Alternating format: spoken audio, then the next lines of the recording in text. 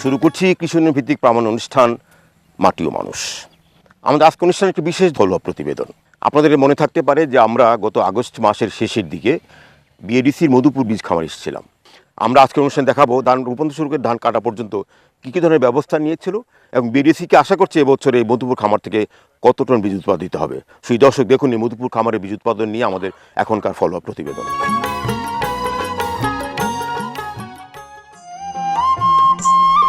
দেশে ধান, পাট, গম, আলু ইত্যাদি ফসলের মানসম্পন্ন বীজ উৎপাদন ও সরবরাহের জন্য সরকারের বৃহত্তম কৃষি সেবা প্রতিষ্ঠান হচ্ছে বিএডিসি বা বাংলাদেশ কৃষি উন্নয়ন কর্পোরেশন।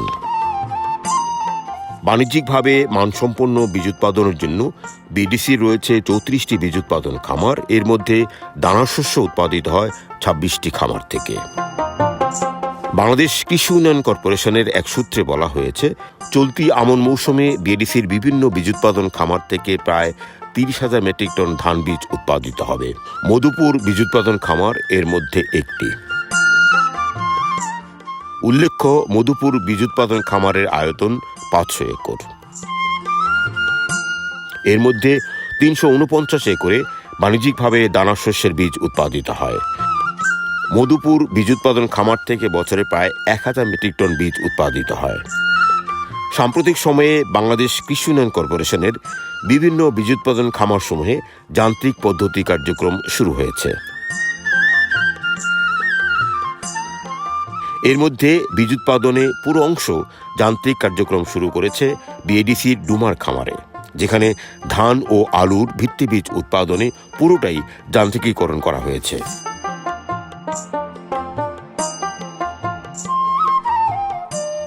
উল্লেখ্য, মধুপুর বীজ উৎপাদন খামারে প্রথমবারের মতো এবারেই ধান বীজ উৎপাদনে যান্ত্রিক পদ্ধতি ব্যবহারের উদ্যোগ গ্রহণ করা হয়েছে।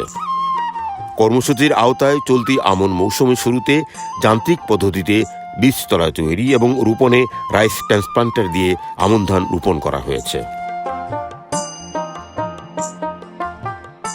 মধুপুর খামারে রাইস ট্রান্সপ্লান্টারের ব্যবহার এবং রোপণ পরবর্তী পরিচর্যা এবং বীজ ধান উৎপাদনের ব্যবস্থা বিষয় নিয়ে গত 5 সেপ্টেম্বর একটি প্রতিবেদন দেখেছেন আমাদের এই অনুষ্ঠানে।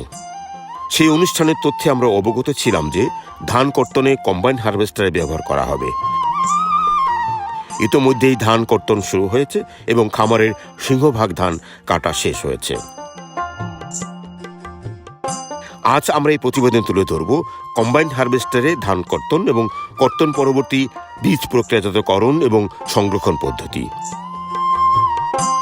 তবে শুরুতেই যান্ত্রিক পদ্ধতির ব্যবহারে নানা দিক নিয়ে আমরা কথা বলবো মধুপুর বীজ উৎপাদন খামারের উপপরিচালক কৃষিবিদ রফিকুল ইসলামের সঙ্গে।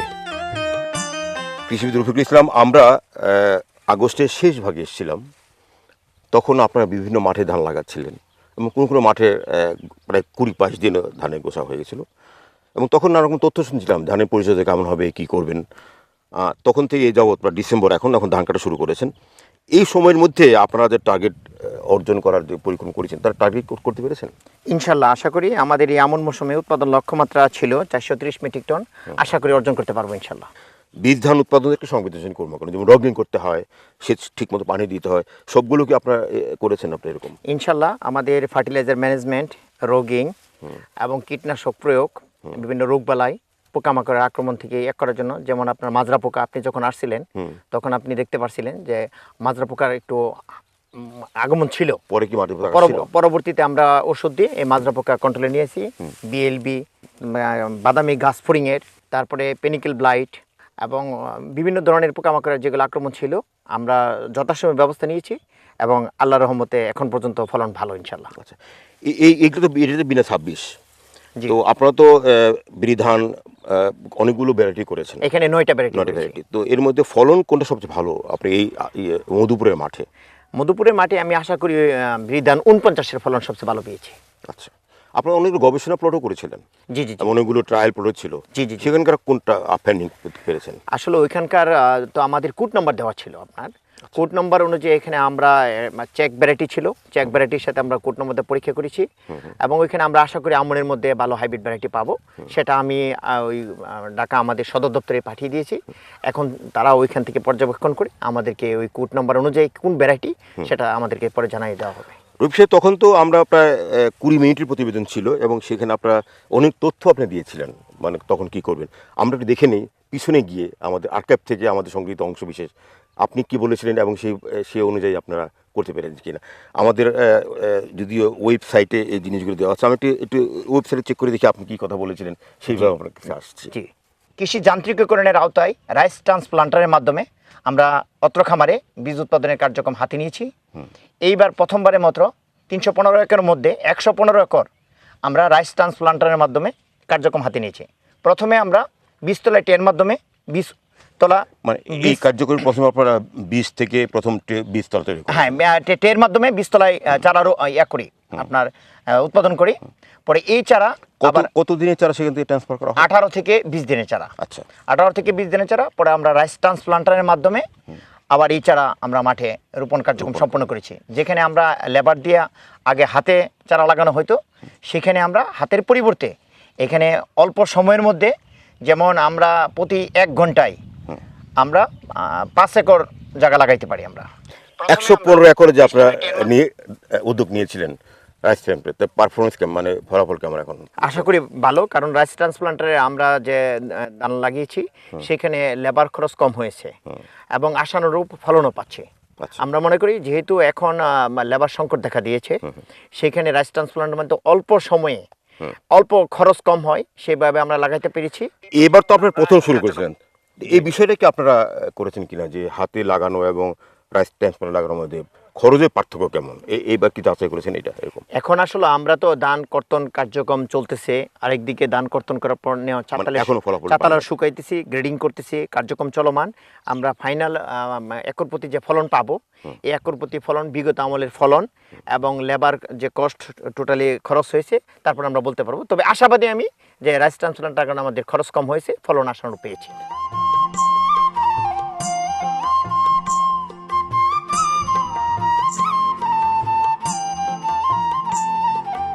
আপনার তখন আপনি 30টায় গত আগস্টের শেষের দিকে আমরা এসেছিলাম, তখন আপনি একটা কাঁচা মাঠে ছিলেন এবং সেখানে রোগবালাই সম্পর্কে বলছিলেন।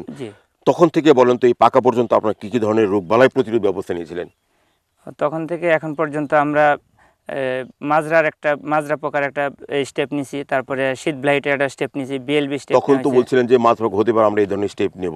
এটা আমরা একটা মাজরার 2টা ডোজ দিছি, এখানে 2টা স্টেপ নিছি। মাজরার শীত ব্লাইটের স্টেপ নিছি, পেনিকেল ব্লাইটেরও স্টেপ নিতে হয় যেহেতু আমাদের বীজ দানটা কালারের একটা বিষয় থাকে। তারপরে আমরা বিএলবিরও স্টেপ নিছি। মোটামুটি আমরা রোগ প্রতিরোধের ব্যবস্থা, যত রকম ব্যবস্থা নেওয়ার আমরা বীজের জন্য নিয়ে থাকি। এবার তো বেশ মাঝে একটু বৃষ্টি হয়েছিল, বেশ কয়েকদিন বৃষ্টি ছিল, আবহাওয়া নানা রকম পরিবর্তন আসছে ক্লাইমেট চেঞ্জের কারণে। তো রোপণ থেকে শুরু করে হারভেস্ট পর্যন্ত কোনো বড় ধরনের কোনো ক্লাইমেট চেঞ্জের মোকাবেলা করেছেন আপনারা? না, আমাদের যখন দ্বিতীয় ধাপে একটা বৃষ্টি হয় তখন আমাদের কিছু ধান মাটিতে শুয়ে পড়ছিল, ধান 52, ওগুলা তেমন একটা ক্ষতি হয় নাই, কিন্তু পড়ে গেছিল মাটিতে।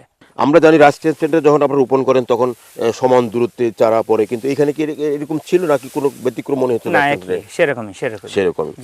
তো এবার রাইস ট্রান্সপ্লান্টার নতুন ভাবে আপনারা খামারে ব্যবহার করছেন, যা ফলন পেলেন, রেজাল্ট কেমন ইদানি পাচ্ছেন? এটা আসলে কি যতদিন অনেক ধান কেটে ফেলছেন আপনারা। জি, যেহেতু রাইস ট্রান্সপ্লান্টার ছাড়া বিকল্প কোনো রাস্তা নেই, দিনে শ্রমিক কমে যাচ্ছে আর যান্ত্রিকরণে আমাদের যেতেই হবে। এর জন্য রাইস ট্রান্সপ্লান্টারে শ্রমিক কম লাগে এবং ফলন আসার ভালোই পাওয়া যায়। আচ্ছা, ইতিমধ্যে ধান তো অনেক কাটা হয়েছে, প্রায় 80% ধান কাটা হয়ে গেছে মনে হচ্ছে। তো এবারের আমনের যে টার্গেট ছিল, কত টার্গেট ছিল, কি অর্জনটা কি আসলো? এখন পুরোপুরি হয়নি, যদিও ফুল হয়নি। আমাদের 430 টনের মতো লক্ষ্যমাত্রা ছিল, আশা করি হয়ে যাবে।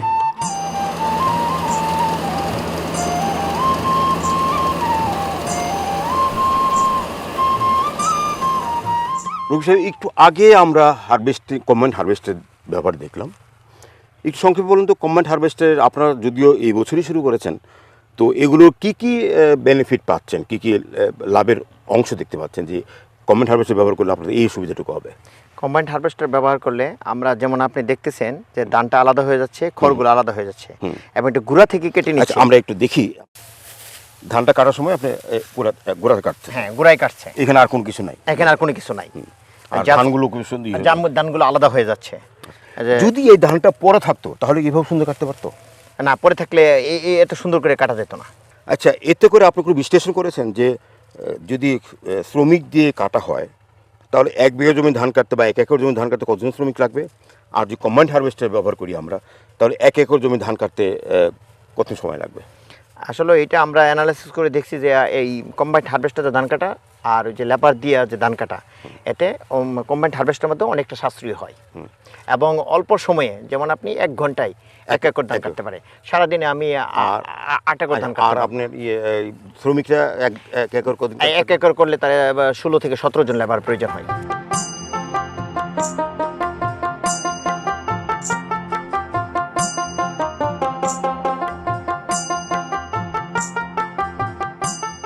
আমার 1 একর জমি ধান কাটতে মনে করেন 12 জন শ্রমিক লাগবে। 12 জন, 12 জন মানে শ্রমিক। কমপক্ষে 12 জন উপরে উপরে লাগতে পারে। তাতে এই যদি 15 জনই ধরি আমরা হিসাব করে কত খরচ লাগবে? 15 জনের ধরুন আপনার মনে করুন 8,000 টাকার মতো খরচ হবো। 7 থেকে 8,000 টাকা। যেমন একটা শ্রমিকের বেতন আছে আপনার মনে করেন 500 থেকে 600 টাকা। তাতেই 15 জন শ্রমিক কতক্ষণ লাগবে 1 একর জমি ধান কাটতে? 1 একর জমি ধান কাটতে কমপক্ষে মনে করেন 4-5 ঘন্টা সময় লাগবে। 4 থেকে 5 ঘন্টা সময় লাগবে। আচ্ছা, তাহলে হাতে কাটতে তো আপনার ওই মিশিং এর মতো অত দ্রুত যাইতে ওই পারে। মেশিনে কি 1 একর 1 ঘন্টার মধ্যে কেটে ফেলে? হ্যাঁ, মিশিং এ কাটতে পারে কিন্তু হাতে কাটা যাবে না। ওই মেশিন সময় তো লাগবে। ওই মেশিন কি ব্যবহার করা যায় না? ব্যবহার করা যায় কিন্তু আমরা তো মনে করেন চাষি, চাষিরা তো আসলে অত বড় ক্ষেত না, বা এই জায়গায় আমার আছে এক পাখি, আরেকজনের আছে হ্যাঁ কাটবো না, হয়তো আমি এই কাটপার চাইলাম। মানে এটা সবাই যদি উদ্যোগ নেয় তাহলে করা সম্ভব। সবাই নিলে ওই মিশিং গেলার জন্য ভালো হয়, আমাদের জন্য ভালো হয়।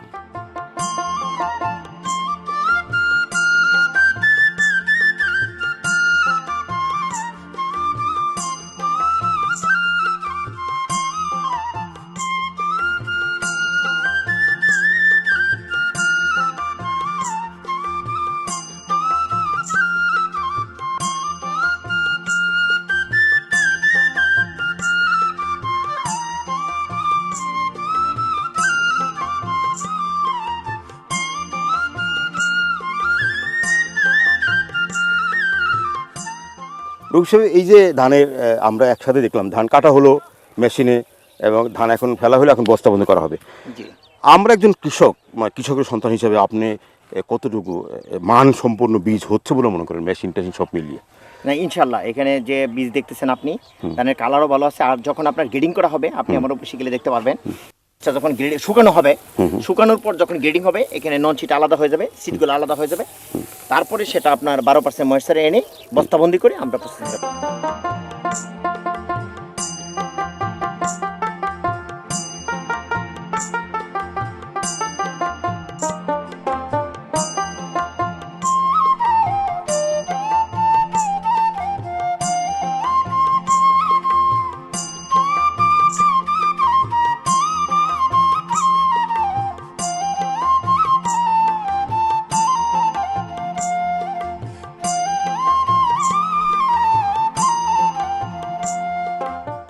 আমাদের মধুপুর বীজ উৎপাদন খামারে মূলত আমাদের এখানে মৌল বীজ থেকে ভিত্তি বীজ উৎপাদন করা হয়।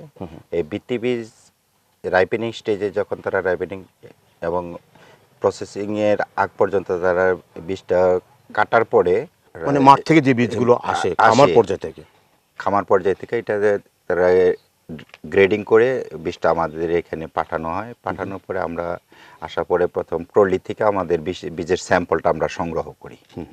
স্যাম্পলটা সংগ্রহ করি, ওইটাতে প্রাথমিক পর্যায়ে এটা বিশুদ্ধতা পরীক্ষা করা হয় এবং আর্দ্রতা পরীক্ষা করা হয়। এটার আর্দ্রতা, বীজের আর্দ্রতাটা কত, এই দুইটা আর্দ্রতা টেস্ট করে এবং বিশুদ্ধতা টেস্ট করে আমরা বীজটা যদি বীজ মানে ভিতরে থাকে, এরপরে আমরা বীজটা আমাদের আর্দ্রতাটা কিভাবে পরীক্ষা করা হয়? জার্মিনেশন আর্দ্রতাটা পরীক্ষা করা হয় এখানে আমাদের জার্মিনেশন এই ময়েশ্চার মিটার আছে, ময়েশ্চার মিটারের মাধ্যমে আমরা আর্দ্রতাটা পরীক্ষা করে থাকি। আর জার্মিনেশন করা হয়। আর সাধারণত মূলত আমরা দাঁতে কামড় দেওয়া অনেক সময় আর্দ্রতাটা আমরা বুঝতে পারি। যদি দেখা যায় যে বীজটা অনেক 12%-এর ভিতরে থাকে, তাহলে আমরা ওইটার কামড় দিলে বুঝতে পারি, একটা শব্দ হয়। আর জার্মিনেশনে কত? জার্মিনেশনে এটা মূলত 7 দিন পরে আমরা বুঝতে পারি জার্মিনেশনটা, এটা একটু সময় সাপেক্ষ। সাধারণত 5 থেকে 7 দিনের ভিতরে আমরা জার্মিনেশনটার রেজাল্টটা পাই। কিন্তু প্রাথমিক পর্যায়ে আমরা বীজের বিশুদ্ধতা এবং ময়েশ্চার, আর্দ্রতার এই দুইটা পরীক্ষার মাধ্যমে আমরা বীজটা সংগ্রহ করি। এরপরে আর্দ্রতা পরীক্ষা করে অঙ্কুরোদ্গম ক্ষমতা পরীক্ষা করে আমরা এটা রেজাল্ট দিয়ে থাকি।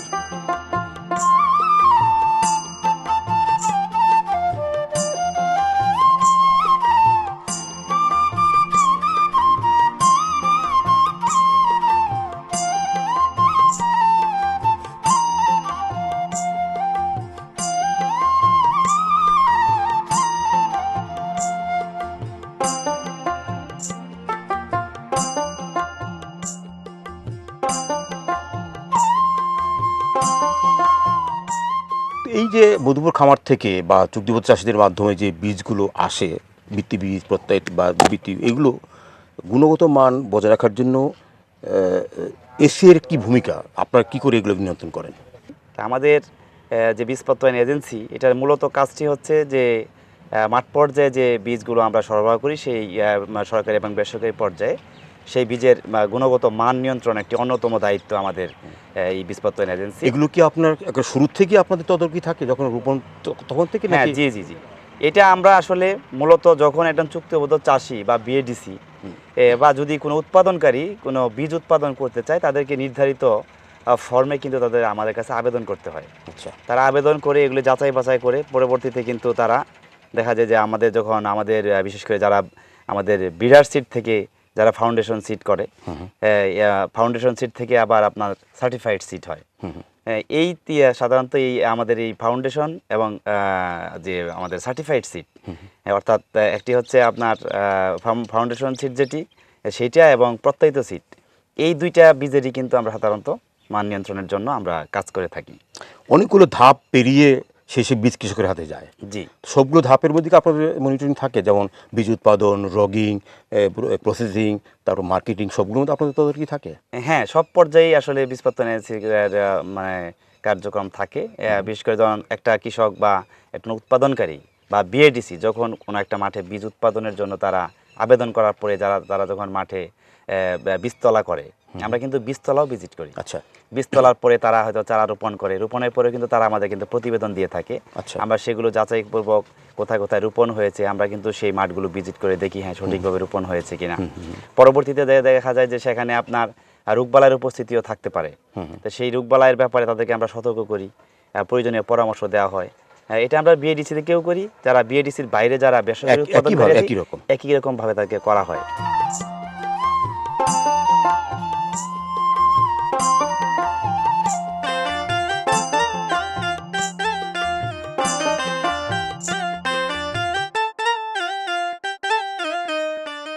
দেখছিলেন মধুপুর বীজ উৎপাদন খামার নিয়ে আমাদের ফলো আপ প্রতিবেদন। আজ এ পর্যন্তই। আমাদের আগামী অনুষ্ঠানগুলো দেখবার আমন্ত্রণ জানিয়ে শেষ করছি আমাদের আজকের মাটির মানুষ। সকলকে ধন্যবাদ।